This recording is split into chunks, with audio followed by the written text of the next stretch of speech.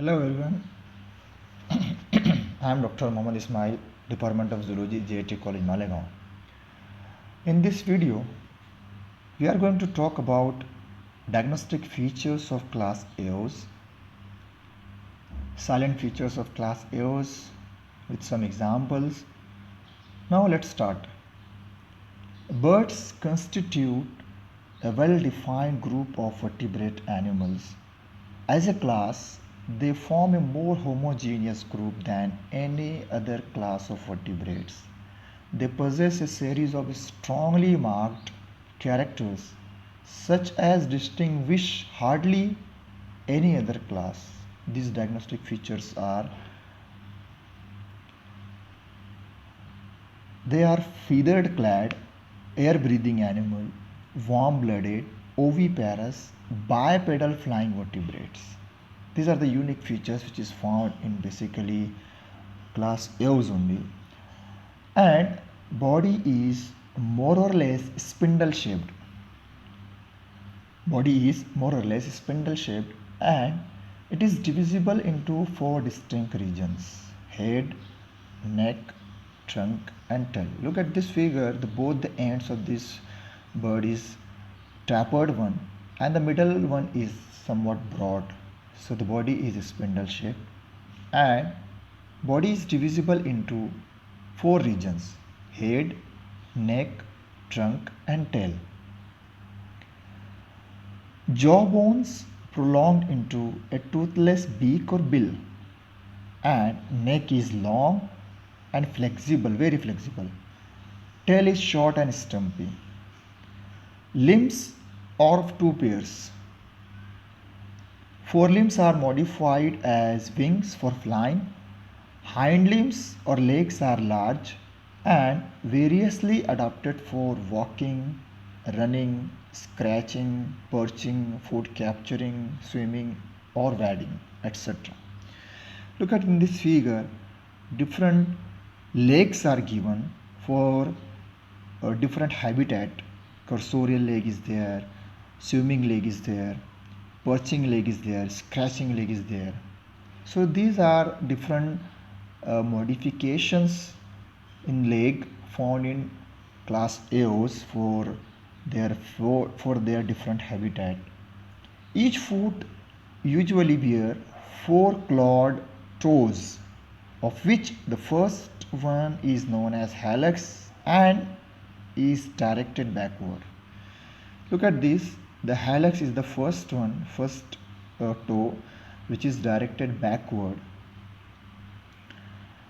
Exoskeleton is epidermal and horny, represented by feathers, forming a non-conducting body covering for warmth. The whole body is covered with feathers and it helps in maintaining the body temperature. And scales on the legs. Scales on the legs are similar to those of the reptiles, claws on the toes and sheaths on the beak. These are the exoskeleton. Skin is dry and devoid of gland except the oil or preen gland at the root of tail. Look at this figure. Pectoral muscles, which is known as flight muscles. Pectoral muscles of flight are well developed, very strong one, and they are attached to the keels and humerus of the forewing, which helps in flying mechanism and which is very strong one. So pectoral muscles of flight are well developed, very well developed. Endoskeleton is fully ossified. Endoskeleton is fully ossified, light but strong and without epiphysis. Long bones are pneumatic, means hollow, and have no marrow. Look at these both figure. Then in the first figure, human bone is there, and then in the second one, Eos bone is there. In both this figure, you can easily distinguish the shaft of human bone is very strong one, and there is a presence of marrow. While you are looking at when you look at bird or Eos bones, they are totally pneumatic. Air cavities is there and no bone marrow is there. Long bones are pneumatic and hollow and have no marrow. Usually there is a fusion of bones.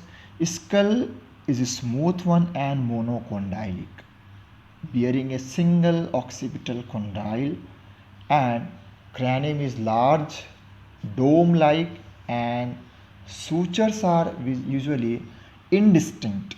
When you uh, compare the human skeleton or mammalian skeleton with a Eo's skeleton, sorry, a skull, you will find sutures in mammalian skull, while the sutures are indistinct in Eo's.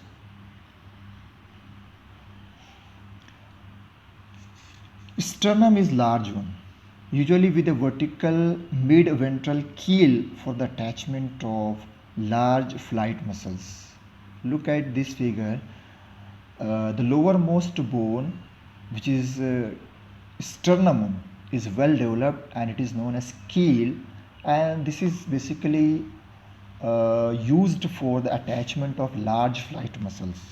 So sternum is usually very large one and it is known as keel. Both the clavicle and single interclavicle, both the clavicle and single interclavicle fuse to form a V-shaped bone which is known as facula or wishbone. The green color of bone is the collarbone, fused collarbone, and it is V-shaped facula. Esophagus is frequently dilated into a crop for quick feeding and storage. And look at this figure. In this figure you will find the esophagus this short one, and in the posterior region it is dilated. It forms a crop. Stomach is divided into a glandular proventriculus and muscular gizzard. Look at this figure. After the crop there is a small tube-like structure is there, which is a part of stomach, and it is a glandular one which is known as proventriculus. Then a muscular gizzard is there for crushing the seeds, for crushing the food material. Junction of small intestine and rectum marked by a pair of rectal ceca. A three-chambered cloaca is also present. So this is the digestive system of birds basically, which start from the mouth, then esophagus. Esophagus contains a dilated part, crop, and after esophagus stomach is there. Stomach is divided into two parts. The uppermost part is proventriculus, which is a glandular one, and rounded gizzard is there, which is very muscular one, a strong one. Then at the junction of intestine, small intestine and rectum, there is a presence of ceca, okay, and three-chambered cloaca is present. Heart is completely four-chambered, and there is neither sinus venosus nor truncus arteriosus. Only right aortic systemic arc is present in adult. Renal portal system is vestigial, very well, means very reduced one, not well developed, and the RBCs are nucleated. Respiration is with the help of lungs. Respiration by a compact, spongy, non-distensible lungs, continuous with thin-walled air sacs. The air sacs are the unique features present in the birds.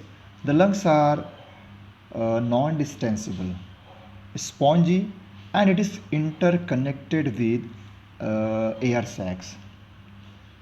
Larynx without vocal cord, a sound box, or syrinx producing voice lies at or near the junction of trachea and bronchi. Syrinx is present. Syrinx is the voice box, a sound box of birds, which is present at the junction of trachea and bronchi. Kidneys are metanephric and three-lobed. Ureter open into cloaca. Urinary bladder is totally absent. Birds are uricotelic. Excretory substance of uh,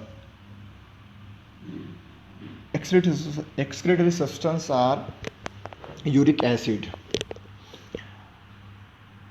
Fertilization is basically internal. Sexes are separate. Fertilization is internal. Sexual dimorphism is well marked. Male has a pair of abdominal testes and a pair of sperm ducts. A copulatory organ absent except in ratites, ducks, and geese. Female has a single functional left ovary and oviduct. Eggs develop by external incubation. Cleavage, discoidal, cleavage is discoidal type, meroblastic one. Development is direct, no any internal or middle developmental stage is there.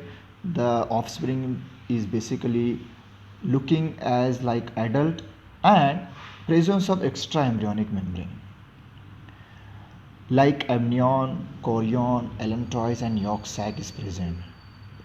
The egg is basically large and with much yolk and hard calcareous shell. Newly hatched young ones, fully formed or immature, looks like adult and parental care is well marked.